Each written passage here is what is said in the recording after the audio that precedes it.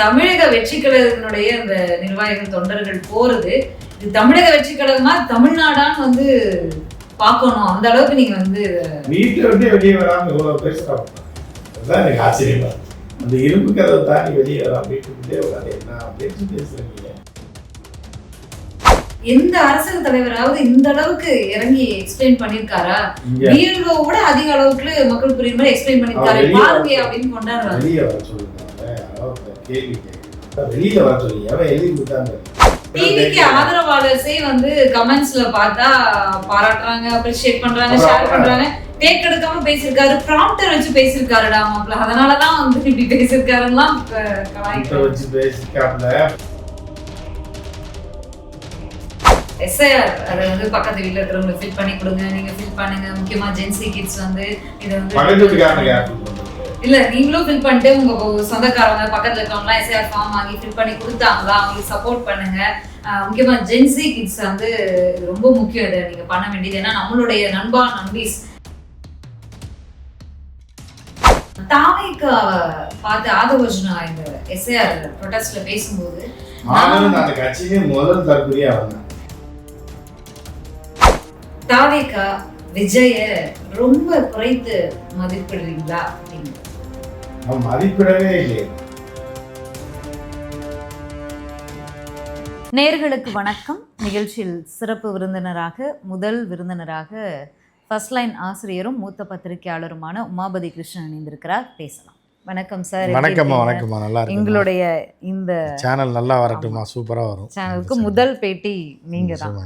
Okay, வழக்கம் போல உங்களோட ஆடியன்ஸும் பல வெளி உலக செய்திகளை எல்லாம் லைக் பண்ணுவாங்க. உள்ளூர் செய்திகள்லாம் அதுலேயும் வந்து ரொம்ப தீவிரமாக வந்து கமெண்ட்ஸ் எல்லாம் வரும் உங்களோட ஆதரவாளர்கள்கிட்ட இருந்து. ஸோ அதனால் முதல்ல புதுசாக வந்திருக்கக்கூடிய விஜய் அவர்களை பற்றி பேசிடலாம் அப்படின்னு சொல்லிட்டேன். எஸ்ஐஆருக்கு எதிராக போராட்டம் நடத்தியிருக்காங்க. அது வந்து மிக பெரும் அளவில் கவன ஈர்ப்பு செஞ்சுருக்காங்க. அதை விட இன்னொரு விஷயம் என்னென்னா, வீடியோ ஒன்று வெளியிட்டிருக்காரு. தலைப்புகள்லாம் செய்தி சேனங்களில் பலமாக வந்துச்சு. முதல்ல அந்த வீடியோ நீங்கள் பார்த்தீங்களா? உங்களுடைய கமெண்ட்ஸ் என்ன? இல்லை, வீடியோ நான் அதை போய் பார்க்குற அளவுக்கு டைம் இருக்குமா? இது 2 படம் பார்த்துட்டு போயிடலாம். ஸோ ஒரு வீடியோ வெளியிட்டிருக்காரு. அதான் அவர் ரசிகர்கள் கொண்டாடுவான். 1,00,000 பேர் இருக்கான் அவர் ரசிகர். ஆளுக்கு 20 டைம் பார்த்தோன்னா 2 கோடி பேர் பார்த்தாங்க. 2 கோடி பேர் வீடியோ பார்த்தாங்க. நேரில் எவனா வாங்கினான்னா வரமாட்டாங்க. அந்த ஃபேஸ்புக்கில் போடுவாங்க இல்லை, எவனா செத்துட்டானா ஆர்ஐபின்னு போட்டு அதோட விட்டுருவாங்க. சாவிக்கே வரமாட்டாங்க. அதுதான் சோசியல் மீடியாவுடைய ஒரு சிறப்பு. அந்த மாதிரி விஜய்க்கு வாழ்த்து போட்டிருப்பாங்க. அதை திருப்பி பார்ப்பான். நம்ம பார்க்கலன்னா யார் பார்ப்பா அப்படின்னு சொல்லி ஃபோனில் ஒரு டைம் பார்ப்பான். அவங்க அம்மா ஃபோனை ஒரு டைம் வாங்கி பார்ப்பான். அக்கா ஃபோனை ஒரு டைம் வாங்கி பார்ப்பான். தம்பி ஃபோனை ஒரு டைம் வாங்கி பார்ப்பான். டிவியில் ஒரு டைம் பார்ப்பான். திருப்பி அடுத்த நாள் காலையில் திருப்பி பார்ப்பான். அப்போ வந்து என்ன ஆகுன்னா, ஒருத்தனே 25 டைம் பார்க்கும்போது 1,00,000 பேர் பார்த்தான்னா 25 லட்சம் பேர் பார்த்த மாதிரி வரும். அந்த தான் கணக்கு. தாவேக்காவை பொறுத்தளவுக்கு எந்த அரசியல் தலைவராவது இந்த அளவுக்கு இறங்கி எக்ஸ்பிளைன் பண்ணிருக்காரா? விட அதிக அளவுக்கு மக்கள் புரியுற மாதிரி எக்ஸ்பிளைன் பண்ணிருக்காரு. அப்படின்னு கொண்டாடுறாங்க. வெளியே வர சொல்லுங்க அவரை. யாராவது ஒருத்தன் கேள்வி கேட்கட்டும், தெரிச்சு ஓடி போயிடுவாருமா. வெளியில் வர சொல்லுங்க. எவன் எழுதி கொடுத்தான்னு தெரில. ஒரு படத்தில் வந்து என்ன பண்ணுவாங்கன்னா, ஊரே நின்று கிணத்துள்ள வெட்டி பார்த்துட்டு இருக்கும்போது கவுண்டமணி வந்து என்ன பண்ணுவோம் அப்படின்னா, டமால்னு உள்ளே குதித்து காப்பாற்றிடுவேன். காப்பாற்றி தூக்கிட்டு வரும்போது ஒருத்தன் கேட்பான், கிராமத்துக்காரன், ஏங்க இத்தனை பேர் உயிருக்கு பயந்து இருந்தாங்க, அந்த உயிரை காப்பாற்ற இறங்கலை, நீங்கள் எப்படிங்க குதிச்சிங்க அப்படின்னு. நான் தள்ளி விட்டவனை தேடிக்கிட்டு இருக்கேன்டான்ற மாதிரி. எவன் என்னை தள்ளி விட்டான்லன்னு பார்த்துட்டு புரியுதா? ஓகே. ஸோ அந்த மாதிரி விஜய்க்கு எவன் எழுதி கொடுத்தான்றதை நம்ம தேடி கண்டுபிடிக்கணும். ஆமாம், விஜய் பேசுனது ரைட்டு, எழுதி கொடுத்தவன்றதை பார்க்கணும். ஸோ அந்த மாதிரி தான் இந்த வாட்டி வந்து டேக் எடுக்காம பேசியிருக்காரு அப்படின்னு அவங்களுடைய டேக் எடுக்காம பேசினா உங்களுக்கு தெரியுமா? எடிட்டிங்லாம் அப்படி பண்ணலாம் தெரியுமா? இல்ல 50 டேக் இருந்தா டேக் ஆதரவாளர்ஸே வந்து கமெண்ட்ஸ்ல பார்த்தா பாராட்டுறாங்க, அப்ரிஷியேட் பண்றாங்க, ஷேர் பண்றாங்க. டேக் எடுக்காம பேசியிருக்காரு, ப்ராம்ப்டர் வச்சு பேசியிருக்காருடா மாப்ள, அதனாலதான் வந்து இப்படி பேசியிருக்காருலாம் ப்ராம்ப்டர் வச்சு பேசியிருக்காப்புல. ப்ராம்ப்டர் தான் இப்போ விற்கிது. இந்த நம்மகிட்ட கூட சும்மா வச்சுருக்கோம். 4,500 தான் அது. அதை வாங்கி போட்டால் அது ஒரு ரோல் பண்ணி விட்டால் ஃபோன்லேயே ரோல் பண்ணி பேசிகிட்டே இருக்க வேண்டியது. பெரிய ப்ராம்ப்டர் இருக்குது, அதனால் 10,000 15,000 தான் வாங்கினீங்கன்னா அப்படி ஒரு ரோல் ஆகிட்டாரு. மோடிஜி பேசுவார்ல, அந்த மாதிரி நீங்கள் பார்த்தா ப்ராம்ப்டர்னு தெரியாது, அவர் பார்த்தா தெரியுன்றதெல்லாம் இருக்குது. அதெல்லாம் லட்சக்கணக்கில் வரும். அதை வாங்கி விஜய் முன்னாடி வச்சுட்டா பார்த்து பேசிகிட்டே இருக்க வேண்டியதான். நியூஸ் வாசிக்கிறாங்கல்ல. ஆமா, நியூஸ் ஒரு ப்ராம்ப்டர் காலத்தில் இப்போ நீங்களாம் நியூஸ் ரீடராக இருந்தீங்க, இந்த காலத்தில் இருந்தீங்க.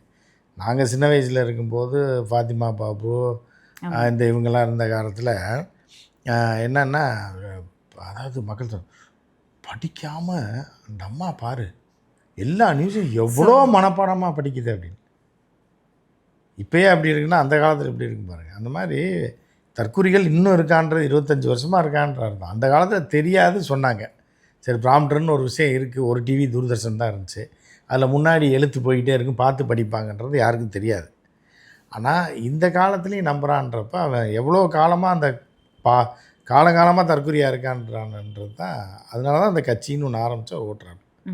இல்லை, அந்த இதில் பேசும்போது பிஎல்ஓ தேடி அவங்க உங்களை தேடி வரணும்னு வெயிட் பண்ணாதீங்க, நீங்கள் அவங்கள தேடி போங்க அப்படின்னு சொல்லியிருக்காரு. இன்னொன்று அதான் இல்லை அது என்ன ஆயிருக்குன்னா, ஒரு சம்பவம் முந்தா நாள் அவங்க என்னன்னு தெரியாமல் பிஎல்ஓ தேடி போன்னு ஏதோ ஒன்று கேட்டு போயிருக்காங்க. போய் காலைல 7-7:30 மணிக்கெலாம் போனால் அந்த அம்மா குழம்பு வச்சு பிள்ளைக்கு ஏதோ இப்போ ஸ்கூலுக்கு கிளப்பி விட்டுருக்கு. நீங்கள் தான் பிஎல்ஓ, அவன் உங்களை தேடி என் தலைவன் போச்சோன்னாரு. யாரா அவன் தலைவன் கேட்டுருக்கு. செருப்பு விளக்கமாக தட்டி ரெண்டா சமையல் பண்ணிகிட்ருக்கேன், பிள்ளைய ஸ்கூலுக்கு அனுப்பிட்டுருக்கேன். பிஎல்ஓனா நான் 10 மணிக்கு மேலே வருவேன் இல்லை உன் வீட்டுக்கு, நீ எதுக்கு இங்கே வந்தேன்னு கேட்டு. என் தலைவன் தான் வீட்டுக்கு போச்சோன்னாருன்னு. போறியா சுடுற குழம்பு தூக்கி ஊற்றுவாங்க. அதுக்கப்புறம் வந்திருக்காங்க வெளியே. இதில் எஸ்ஐஆர் அது பக்கத்து வீட்டில் இருக்கிறவங்களுக்கு ஃபில் பண்ணி கொடுங்க, நீங்கள் ஃபில் பண்ணுங்கள். முக்கியமாக ஜென்சி கிட்ஸ் இதை பக்கத்து வீட்டுக்காரனுக்கு யார் ஃபில் பண்ணுறது? இல்லை, நீங்களும் ஃபில் பண்ணிட்டு உங்கள் சொந்தக்காரவங்க பக்கத்தில் இருக்கவங்களாம் எஸ்ஐஆர் ஃபார்ம் வாங்கி ஃபில் பண்ணி கொடுத்தாங்களா, அவங்களுக்கு சப்போர்ட் பண்ணுங்கள். முக்கியமாக ஜென்சி கிட்ஸ் இது ரொம்ப முக்கியம். இதை நீங்கள் பண்ண வேண்டியது. ஏன்னா நம்மளுடைய நண்பீஸ் நீங்கள் அதிகமாக பூரா சின்ன பிள்ளை 5 வயசு 7 வயசு பூரா போய் நிற்க போகுது. எனக்கு ஓட்டு கொடுக்கல எனக்கு இல்லை 12 வயசு ஆச்சு எனக்கு ஓட்டு கொடுக்கலன்னா 18 வயசுக்கு மேலே தான் ஓட்டுன்றது தற்கொலைங்களுக்கு புரிய வைக்கிறதுக்கு எலெக்ஷன் கமிஷன் செத்துருவான். பீகாரில் தப்பிச்சிட்டாங்க, இங்கெல்லாம் பாருங்கள் சாக போகிறாங்க எல்லாம். இதில் லாஸ்ட்டாக சொல்லியிருக்கிறது, தமிழக வெற்றி கழகத்தினுடைய அந்த நிர்வாகிகள் தொண்டர்கள் போகிறது, இது தமிழக வெற்றி கழகமாக தமிழ்நாடான்னு பார்க்கணும். அந்த அளவுக்கு நீங்கள் இதை வீட்டை விட்டே வெளியே வராமல் இவ்வளோ பேசுகிறாங்க பாருங்க. அதுதான் எனக்கு ஆச்சரியமாக இருக்குது. அந்த இரும்பு கதவை தாண்டி வெளியே வராமல் வீட்டுக்குள்ளே உட்காந்து என்ன பேச்சு பேசுகிற நீ, வெளியில் என்ன நடக்குதுன்னு உனக்கு தெரியாது. மழை பெய்தா வெயில் அடிக்குதானே தெரில. இப்போ ரெட் அலர்ட் ஆரஞ்சு அலர்ட் வேறு கொடுத்துருக்கேன், அதே தெரியாது. உள்ளே உட்காந்து என்னென்னா பேசுகிற நீ அப்படின்ற மாதிரி தான் போயிட்டுருக்கு. இந்த வீடியோ ஏன் இந்த நேரத்தில் வந்துச்சு? எஸ்ஐஆர் ஆரம்பித்து கிட்டத்தட்ட 6ஆம் தேதி ஆரம்பிச்சு கிட்டத்தட்ட 10 நாள் கம்ப்ளீட் ஆயிடுச்சுன்னு நினைக்கிறேன். 10 நாள் கழித்து எஸ்ஐஆர் பீகாரில் நடைமுறைப்படுத்தும் போதே இங்கே தமிழ்நாட்டிலேருந்து அவ்வளோ கொந்தளிப்பு, அவ்வளோ விஷயங்கள் பேசினாங்க, எதிர்ப்புகளை பதிவு பண்ணாங்க, தேர்தல் ஆணையத்தை நோக்கி போனாங்க, சுப்ரீம் கோர்ட் வரைக்கும் போய் ஃபைட் பண்ணிகிட்ருக்காங்க. தமிழ்நாட்டில் நடைமுறைப்படுத்த ஆரம்பித்து ஃபார்ம்லாம் டிஸ்ட்ரிபியூட் பண்ணி 10 நாள் கழித்து ஒரு வீடியோ போட்டிருக்காரு. அவருடைய இந்த அரசியல் செயல்பாட்டை நீங்கள் எப்படி பாருங்க? அவர் என்ன 2027 போயிடுவாரா, அது வரைக்கும் ஒரு ட்ரையல் பார்க்குறாரு. அவர் எல்லாம் அனுபவம் தானே, புரியுதா? அனுபவத்துக்காக அரசியல் அனுபவம் எப்படி இருக்குன்னு பார்த்துட்டு போயிடுவார், அனுப்பிடுவாங்க. இந்த வீடியோவுக்கு முன்னாடி ஒரு செய்தி பிரேக்கிங்கில் போயிட்டு இருந்துச்சு எல்லா சேனல்ஸில். என்னென்னா, இந்திய தலைமை தேர்தல் ஆணையத்துக்கு ஒரு கடிதம் விஜய் எழுதியிருக்காரு. அதாவது விஜயருடைய பெயரில் ஒரு கடிதம் அனுப்பப்பட்டிருக்கு. தலைமை தேர்தல் ஆணையர் நடத்தக்கூடிய கூட்டங்களுக்கு அனைத்து கட்சிகளுக்கும் அழைப்பு கொடுக்க வேணும், பதிவு செய்யப்பட்ட கட்சி அப்படிங்கிறதன் அடிப்படையில் எங்களுக்கும் அழைப்பு கொடுக்கணும் அப்படின்னு ஒரு கடிதத்தை எழுதியிருந்தார். அதை நீங்களும் பார்த்துருப்பீங்க. அந்த எஸ்ஐஆர் தொடர்பான அந்த கூட்டத்துக்கு அது ஆணையர் தலைமையில் நடக்கலை அப்படிங்கிறது ஒரு விஷயம் இருக்குது. பதிவு செய்யப்பட்ட கட்சியும் இல்லாமல் கூப்பிடுவாங்க? இல்லை, அப்படி இல்லை. அதாவது எப்படின்னா, அந்த காலத்தில் என்ன பண்ணுவாங்கன்னா, பசங்க இப்போ தானே இன்டர்நெட் வந்துச்சு, இமெயில் வந்துச்சு, அது வந்துச்சு, வாட்ஸ்அப்பு, இது ட்விட்டரு, ஃபேஸ்புக்கு, சேட்டிங்கு எல்லாம் வந்துச்சு. அந்த காலத்தில் என்ன பண்ணுவாங்கன்னா, லவ் லெட்டர் எழுதுவாங்க. கூட படிக்கிற பிள்ளைக்கு, காலேஜில் படிக்கிற லவ் லெட்டர் எழுதி அதை எப்படா கொடுக்குறதுன்னு பார்த்துட்டே இருப்பாங்க. பார்த்துட்டே இருக்கும்போது கொண்டு போய் கொடுக்கணுன்னு பார்த்தா அவங்க வீட்டு கிளவி கையில் கொடுத்துட்டு வந்துடுவாங்க. ஜன்னல் வழியாக கை மட்டும் தெரியும், இல்லைன்னா ஜன்னல் வழியாக போட்டு வந்துடுறாங்க, அதை கிளவி எடுத்துடும். என்ன ஆகும் கதை? அது அசிங்கமாக வாசலில் யாரா என் பேத்திக்கு இதை கொடுத்தேன் நான் அசிங்கமாக வையும். சரியா? அப்போ தான் பக்கத்தில் இருக்கேன்னு சொல்லுவேன், ஏண்டா டேய் ஜன்னல் திறந்துருக்குன்னு தானடா சொன்னேன். அந்த கிளவி இருக்கிற நேரத்தில் அந்த பிள்ளை காலேஜுக்கு போயிருக்கிற நேரத்தில் பார்த்து போட்டிருக்கியாடா, விளங்குவியாடா, உன் காதல் எப்படா உன் கூட பழகுறதுக்கே நான் அசிங்கமாக நினைக்கிறேன்டா, எவ்வளோ கேவலமாக வாசல்லேருந்து கத்துதுன்னு. இந்த மாதிரி கடிதம் அந்த காலத்தில் அப்படி பண்ணுவாங்க. அதை விஜய் அந்த காலத்து ஆள் தானே, 80s இப்படிலாம் பண்ணுவாங்க. விஜய் அப்போ சின்ன பையனாக தானே இருந்துருப்பாப்புல. அந்த மாதிரி லெட்ரு எழுதி கொண்டு போய் லோக்கலில் உள்ள தேர்தல் அவர் பார்த்துருப்பார். இப்போதைக்கு உள்ளாட்சி தேர்தல், கவுன்சில் தேர்தலாம் நடத்தலையே, நம்மகிட்டே லெட்ரு கொடுக்குறாங்க, நமக்கு இதுக்கு சம்மந்தமே இல்லையே. அதாவது நீங்கள் கோயம்பேட்டில் ஒரு ஆஃபீஸ் இருக்குன்னு இருப்பாங்க, இவங்க இலவும் தெரியாது எட்டும் தெரியாது. தலைவரை நீங்கள் ஒரு கடிதம் எழுதி தரீங்க, தேர்தல் ஆஃபீஸில் கொண்டு போய் கொடுக்குறோம் தலைவரை எழுதி கொடுத்துருப்பாப்புல. எழுதி கொடுத்தா தேர்தல் அதிகாரிக்கும் தேர்தல் ஆணையருக்கும் வித்தியாசம் தெரியாமல், தேர்தல் ஆணையர்னால் லோக்கலில் ஸ்டேட்டில் எலெக்ஷன் நடந்தது அப்படியே அதிகாரி ஆணையர், இங்கே கவுன்சிலர் எலெக்ஷனு பூத்து இதெல்லாம் நடத்துகிறாங்கல்ல, அந்த அவர் தான் இங்கே இருக்க கோயம்பேடு ஆஃபீஸு. இவங்க அட்ரஸ் தெரியாமல் கொண்டு செக்ரட்டரியேட்டில் கொடுக்குறப்பெல்லாம் இங்கே கொண்டு போய் கொடுத்துருக்காங்க. அர்ச்சனா பட்நாயக் அவங்க தான் வந்து இந்த எஸ்ஆர் கூட்டம், அனைத்து கட்சி கூட்டம் இல்லைம்மா, அனைத்து கட்சி கூட்டம் நடத்துறது இந்திய தேர்தல் ஆணையம்மா. இவங்க கொண்டு போய் கொடுத்தது இங்கே கோயம்பேட்டில் உள்ள ஆஃபீஸு. அதுக்கு இதுக்கு சம்மந்தமே கிடையாது. சரி, ஓகே. இப்போ இவங்கெல்லாம் எப்படி கட்சி நடத்துகிறான்றது வேணாமா? அதான் நான் சொன்னேன், கிளவிக்கு லவ் லெட்டர் கொடுக்குறாங்க இவங்க, புரியுதா? இவங்களை வச்சு இலவும் பண்ண முடியாது, எட்டு இலவுதுன்னே அவங்களுக்கு தெரியாது.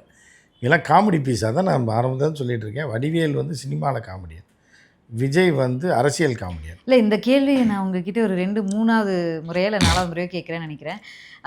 தாவேக்காவை பார்த்து ஆதவர்ஜுனா இந்த எஸ்ஏஆர் ப்ரொட்டஸ்டில் பேசும்போது மாபெரும் அந்த கட்சியிலே முதல் தற்குறியாக வந்தான். நான் வந்து பேசிட்டு போயிட்டேன், திமுக பற்றி பேசிட்டு போயிட்டேன். திமுக ஊப்பிங்கெல்லாம் கதறாங்க, ஆதவர்ஜுனா ஆதவர்ஜுனா ஆதவர்ஜுனான்னு கதறாங்க.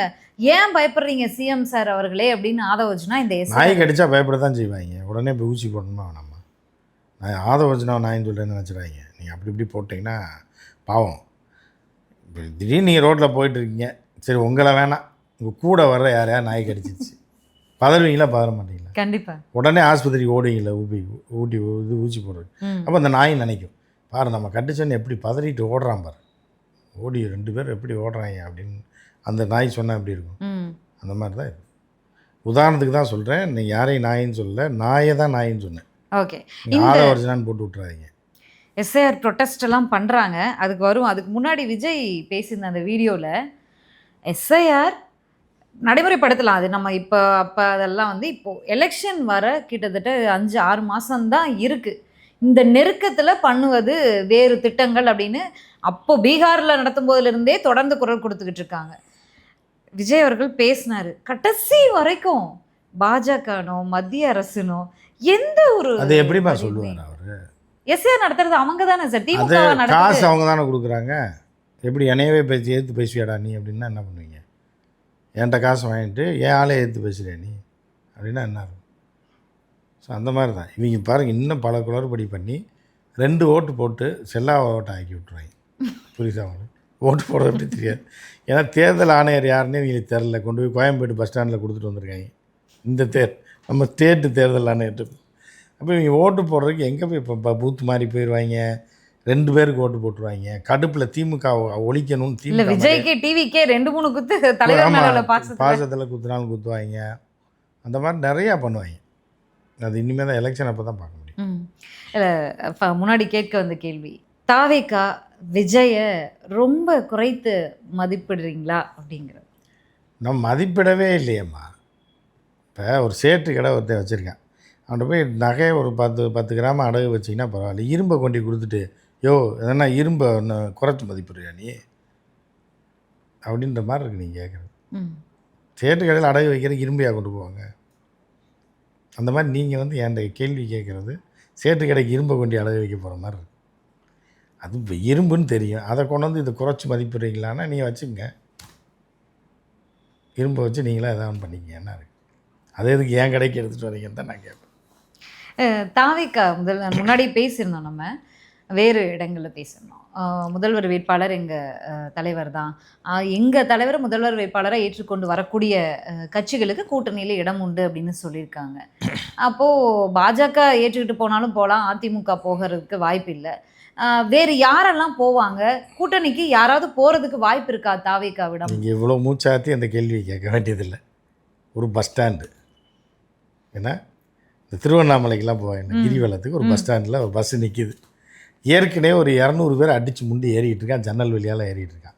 பக்கத்தில் ஒரு நாய் பிடிக்கிற வண்டி நிற்கிது, காலியாக இருக்குது, யாருமே இல்லை. இந்த வண்டி ஃபுல்லாகிடுச்சுன்றக்கா அந்த வண்டியில் போய் ஏறுவாங்க இல்லை யாராவது? யோ அந்த வண்டி ஃப்ரீயாக தான் இருக்குது, இதுக்கு தான் போகுது, எதுக்கு திருவண்ணாமலைக்கு போகுது, இந்த நாய் பிடிக்க போகிறான், வரும்போது தான் ஃபுல்லாக வரும், போகும்போது ஃப்ரீயாக இருக்குன்னு யாராவது போய் ஏறுவானா அதில்? அந்த மாதிரி தான் இருக்குது நீங்கள் கேட்குறது. தாவேக்க அழைக்குது வான்னா அழைச்சாலும் வரமாட்டாங்க. இந்த தாவேக்கா வந்திருக்குது இந்த முறை எவனுமே வரலையே, வரல இல்லை இது வரைக்கும், இப்போ வரைக்கும் யாரும். அப்புறம் என்ன? ஓகே, தாவேக்காவுடைய இந்த வருகை 2026 தான் போட்டிடுவோம், அதுக்கு இடையில எந்த தேர்தலையும் களமிட மாட்டோம், ஏன்னா பாஜக கொள்கை எதிரி, ஆனால் நாடாளுமன்ற தேர்தல் வந்துச்சு, எதுலையுமே களமிடலை, இடைத்தேர்தல்கள் எவ்வளோ வந்துச்சு, தெரிஞ்சு போயிரும்ல, களமிடலை. 2026 தான் வராங்க. அதிமுக கொள்கை பாதி, திமுக கொள்கை பாதி, தமிழ் தேசியம் பாதி வச்சிருக்காங்க. இந்த தேர்தலில் யாருக்கு லாஸா இருக்கும் விஜயனுடைய வருகை? விஜய்க்கு தான் லாஸாக இருக்குது, வேற யாருக்கு லாஸாக இருக்கும்? விஜய்க்கு தான். ஆமாம்மா, யாருக்கு லாஸாக இருக்குன்னு கேட்டிங்கன்னா இல்லை, ஜென்ரலாகவே ஒரு எலெக்ஷன்லேயே மாற்றுன்னு ஒரு குறிப்பிட்ட பர்சன்டேஜ் வரும், மாற்றம் வருதா இல்லையா? தோற்று போய் இருக்கிறதையும் விட்டுட்டு படத்தில் நடிக்கிறதை விட்டு போட்டு யாருக்கு லாஸு? பெரிய லாஸ் விஜய்க்கு தான். அதுக்கப்புறம் தானே அடுத்தவனுக்கு வேறு, அது வேறு விஷயம். ஆனால் முதல்ல யாருக்கு லாஸ்? திமுக ஆட்சியை வீட்டுக்கு அனுப்பும் 2026 அவங்க வீட்டுக்கு போயிட்டு மக்கள் தீர்ப்பை வரவேற்கிறோன்னு சொல்லுவாங்க, ஃபார்முலான ஒரு அறிக்கை கொடுப்பாங்கலாம். விஜய் அந்த அளவுக்கு நம்பிக்கையோடு பேசியிருக்காரு. தூக்கத்தில் கனவு காணுறது தான், அதெல்லாம் தூக்கத்தில் பேசுவாங்க சில பேர், தாய் வெட்டிடுவேன் குத்துருவேன், சில பேர் ஒவ்வொருத்தனும் ஒவ்வொரு கனவு வரும். இந்த மாதிரி விஜய்க்கு ஒரு கனவு வந்திருக்கு. நன்றி சார், நன்றி. பொறுத்திருந்து தாவேக்காவுடைய செயல்பாடுகளை மீண்டும் பேசலாம்.